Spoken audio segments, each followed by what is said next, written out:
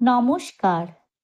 কথাকলির আসরে তোমাদের সবাইকে স্বাগত।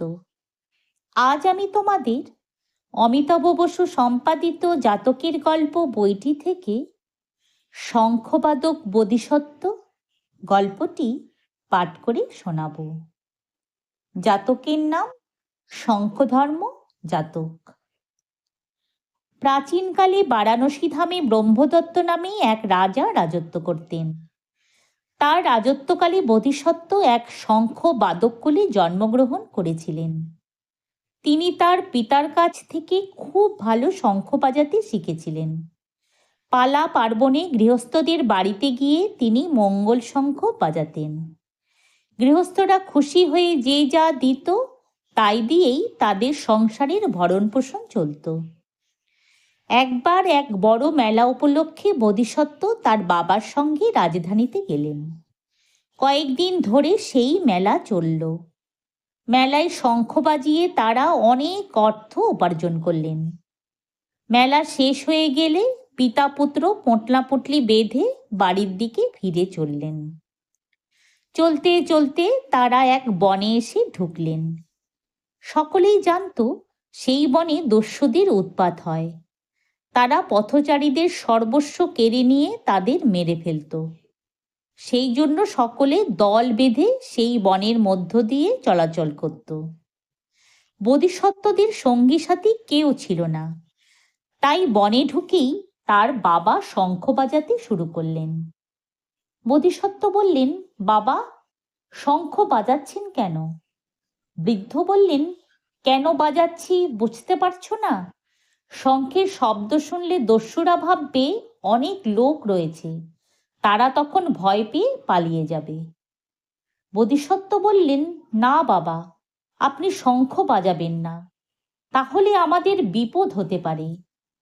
বৃদ্ধ ছেলের নিষেধ শুনলেন না। তিনি শঙ্খ বাজাতে বাজাতে চললেন। এদিকে একদল দস্যু বনের মধ্যে জঙ্গলে লুকিয়েছিল। তারা শঙ্খের শব্দ শুনতে পেল। ভয় পেয়ে দস্যুদের সর্দার বলল, সর্বনাশ, এই যে শঙ্খের শব্দ, মনে হচ্ছে কোনো বণিক সঙ্গে অনেক লোকজন নিয়ে যাচ্ছে। অন্য এক দস্যু বলল, আমাদের তাহলে পথের ধার থেকে দূরে সরে যাওয়াই ভালো, দলটা চলে গেলে ফের এসে বসা যাবে। ওদিকে ক্রমাগত শঙ্খের শব্দ হয়ে চলেছে। দস্যুরা সেই শব্দ শুনে অবাক হয়ে উঠে দাঁড়ালো। দস্যুদের সর্দার বলল, কি হে, এ যে কেবল বাজছেই বাজছে, ব্যাপারটা কি একবার তো দেখতে হচ্ছে। এই বলে সে সঙ্গীদের নিয়ে এগিয়ে এসে দেখল মাত্র দুটি লোক বনের মধ্যে দিয়ে যাচ্ছে।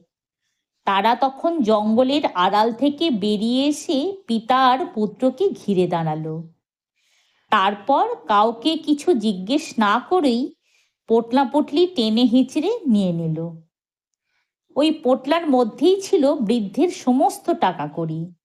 সে হাই হাই করে উঠল। দস্যুরা ততক্ষণে সব কিছু নিয়ে বনের ভেতরে চলে গেছে। এই কাহিনী শেষ করে বুদ্ধদেব বললেন, কখনোই কোনো বিষয়ে বাড়াবাড়ি করা ভালো নয়। আমরা শঙ্খ বাজিয়ে যে ধন উপার্জন করেছিলাম, বাবার বারবার শঙ্খ বাজাবার ফলে সেই ধন দস্যুরা এসে নিয়ে চলে গেল। সেদিন বাবা অতি উৎসাহী না হলে তার সর্বস্ব রক্ষা পেত। এক অবাধ্য ভিক্ষু সম্বন্ধে বলতে গিয়ে বুদ্ধদেব এই কাহিনী বলেছিলেন। এই অবাধ্য ভিক্ষুকই অতীত জীবনে ছিল বৃদ্ধ শঙ্খবাদক। বুদ্ধদেবের অমৃত বাণী। অপরকে কিছু উপদেশ দেবার আগে নিজের জীবনে তা অনুসরণ করা উচিত। যে কাজ নিজের করা নেই তার সম্পর্কে কিছু বলা শূন্য কুম্ভের শব্দের মতোই বাতাসে মিলিয়ে যায়, কোনো গুরুত্ব পায় না। জীব হিংসা করবে না, পরে দ্রব্য অপহরণ করবে না, মিথ্যা কথা বলবে না, নেশা করবে না, সমস্ত নারীকে নিজের মায়ের মতো দেখবে। এই কয় প্রকার কাজের দ্বারা মানুষ দুঃখ থেকে নিষ্কৃতি পেয়ে অপার শান্তি লাভ করে। যে নিজে পবিত্র নয় তার পবিত্র পীতবসন পরিধান করা উচিত নয়। যে মনকে সংযত করতে পারেনি ও সাধু নয়, সে পবিত্র পীতবসন পরিধানের অনুপযুক্ত। সত্য কথা বলো, ক্ষমা করো ও প্রার্থী ব্যক্তিকে দান করো। যদি তোমার অল্প থাকে, তবে তার সামান্য অংশ দিতেও কুণ্ঠিত হয়ো না। এই 3 কাজের দ্বারা মানুষ দেবতা হতে পারে। যদি তোমাদের আজকের এই গল্পটি ভালো লেগে থাকে, তাহলে একটা লাইক ও আমার এই চ্যানেলটিকে সাবস্ক্রাইব করে দিও, যাতে তোমাদের জন্য আরও অনেক নতুন নতুন গল্প নিয়ে আসতে পারি। ধন্যবাদ।